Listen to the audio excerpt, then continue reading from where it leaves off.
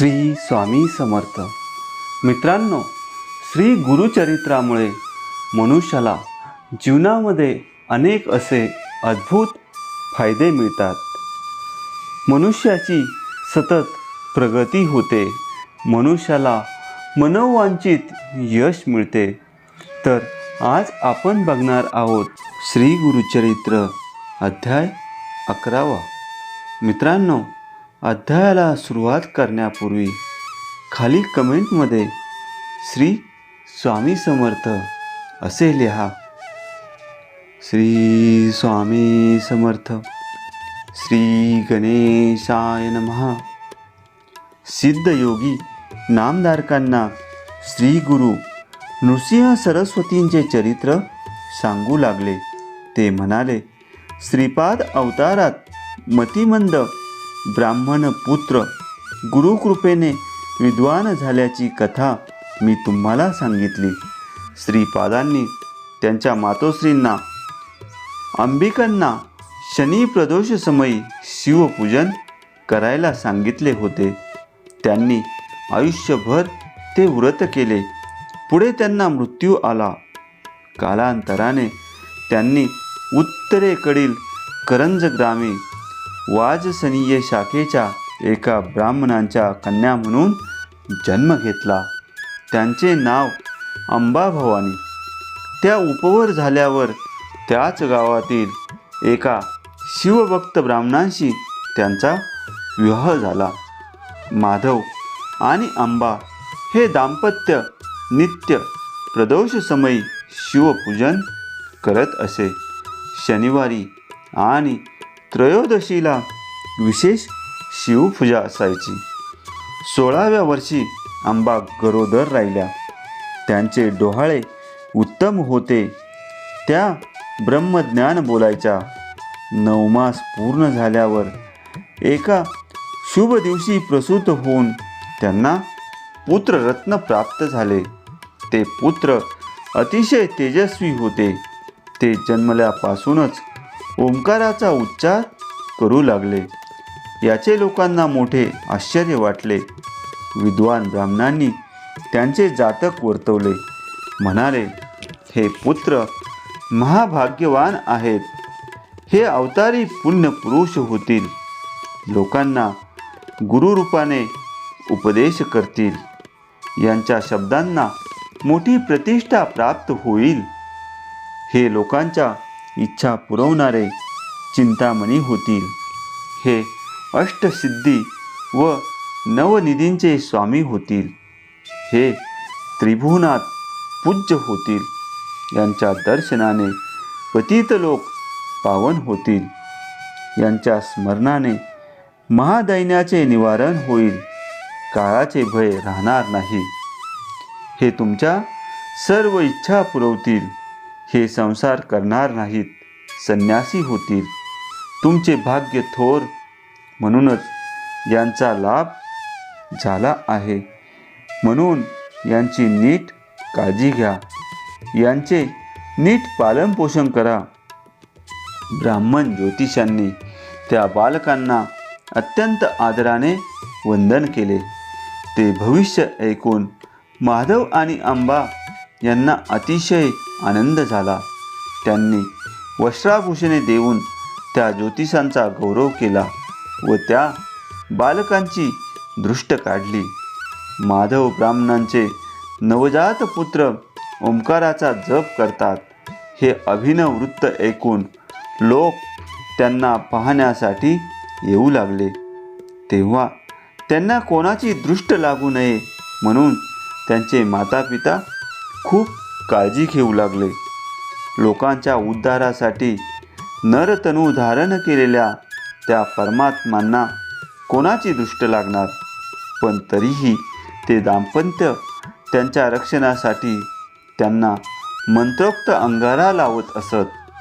त्यांच्या गळ्यात काळा दोरा बांधत असत. असो, 10 दिवसांनी त्यांचे बारसे करण्यात आले. शालिग्रामदेव हे त्यांचे जन्मनाव होते. तर पाळण्यातले नाव होते नरहरी. नरहरी स्तनपान करत असत. पण मातोश्रींना पुरेसे दूध येत नसल्यामुळे त्यांची भूक भागत नसे.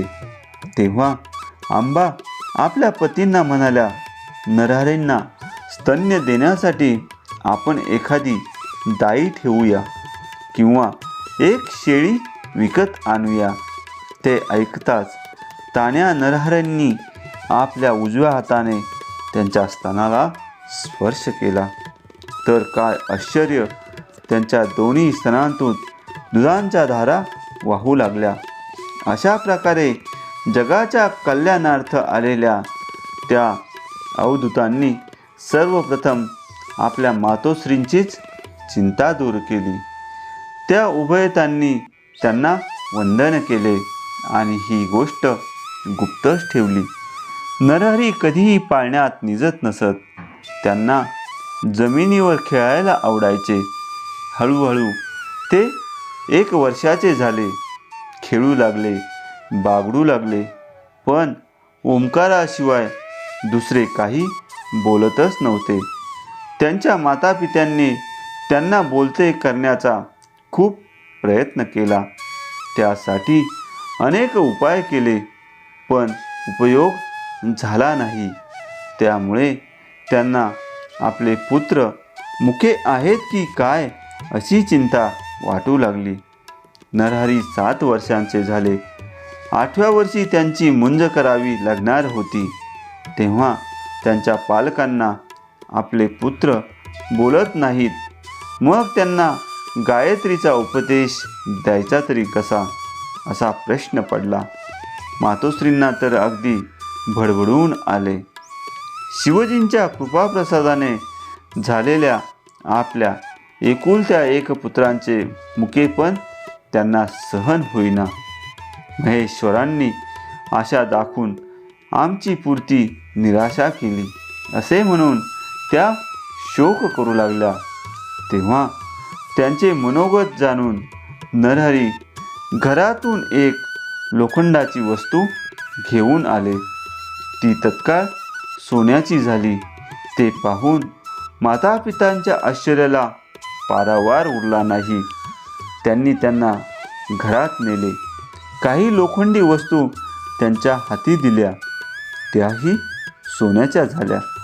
तो अद्भुत चमत्कार पाहून त्यांनी त्यांना आलिंगन दिले व म्हणाले, बाळ, तुम्ही अवतारी महात्मा आहात ना, मग तुम्ही बोलत का नाही?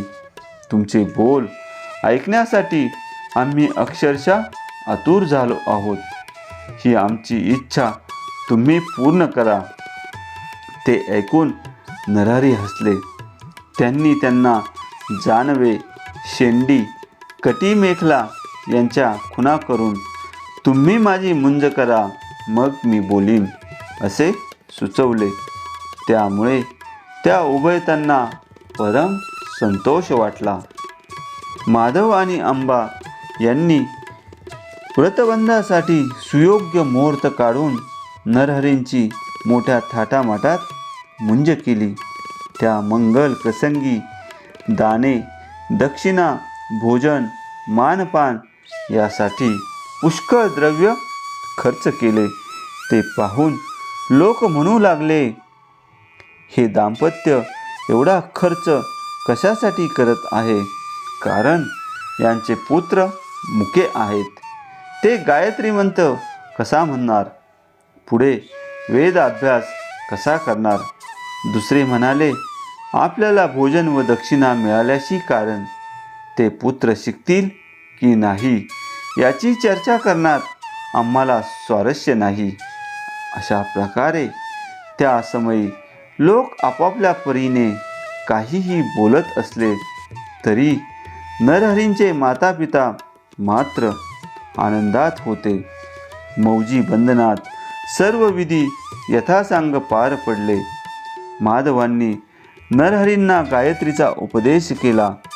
तो त्यांनी मनोमन उच्चारला.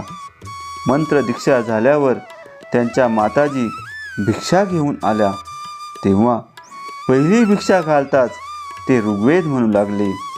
दुसरी भिक्षा घालताच ते यजुर्वेद म्हणू लागले आणि तिसरी भिक्षा घालताच सामवेद म्हणू लागले. त्यांच्या मुखातून प्रगट होणारे ते अस्लकित मंत्रोच्चार ऐकून सर्व आमंत्रित तटस्थ झाले. नरहरी हे मनुष्य रूपातील ईश्वरी अवतार आहेत याची सर्वांना खूण पटली. लोक त्यांना वंदन करू लागले. माधव आणि अंबा यांच्यासाठी तो दिवस मोठा भाग्याचा होता. आपल्या पुत्रांचे कौतुक पाहून ती दोघे आनंदाने डोलू लागली. नरहरींनी मातोश्रींना नमस्कार केला व म्हणाले, तुम्ही मला भिक्षा मागण्याची आज्ञा दिली आहे. आता मी घरोघरी भिक्षा मागीन, तीर्थयात्रा करीन. ते ऐकून त्यांना रडू आले. त्या म्हणाल्या, माझी शिव आराधना फळास आली म्हणून तुमच्यासारखे तेजस्वी पुत्र लाभले. तुम्ही आमचा सांभाळ कराल अशी आम्हाला आशा होती. आता आम्ही कोणाच्या तोंडाकडे पाहायचे.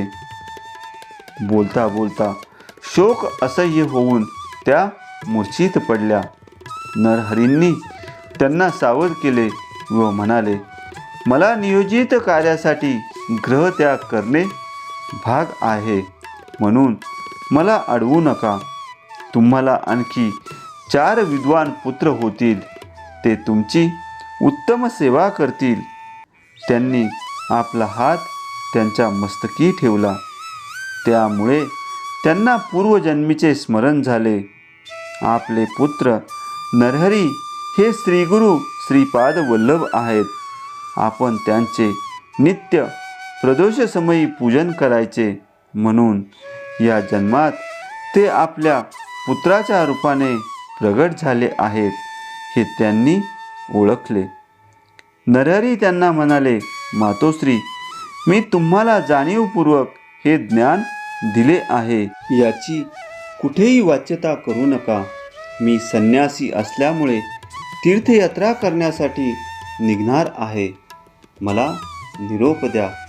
पण अंबा राजी होईनात. त्या म्हणाल्या, नरहरी, तुम्ही गेलात की पुन्हा दिसणार नाहीत. अल्पवयात संन्यास घेणे योग्य नाही. धर्मशास्त्राला अनुसरून वागावे. ब्रह्मचर्य, गृहस्थ, वानप्रस्थ या क्रमाने नंतर संन्यास घेणे हेच योग्य आहे. आधी इंद्रिये तृप्त करावीत, जीवन समृद्धपणे जगावे आणि मगच तपश्चर्येची वाढ धरावी. सिद्धयोगी म्हणाले, नामधारक मातोश्रींचे बोलणे ऐकून नरहरींनी त्यांना जे तत्वज्ञान सांगितले तेच मी तुम्हाला सांगणार आहे. ते लक्षपूर्वक ऐका. अशा प्रकारे अध्याय 11वा समाप्त झाला आहे. मित्रांनो, पुढील अध्याय ऐकण्यासाठी चॅनलला सबस्क्राईब करा आणि कमेंटमध्ये लिहा. श्री स्वामी समर्थ.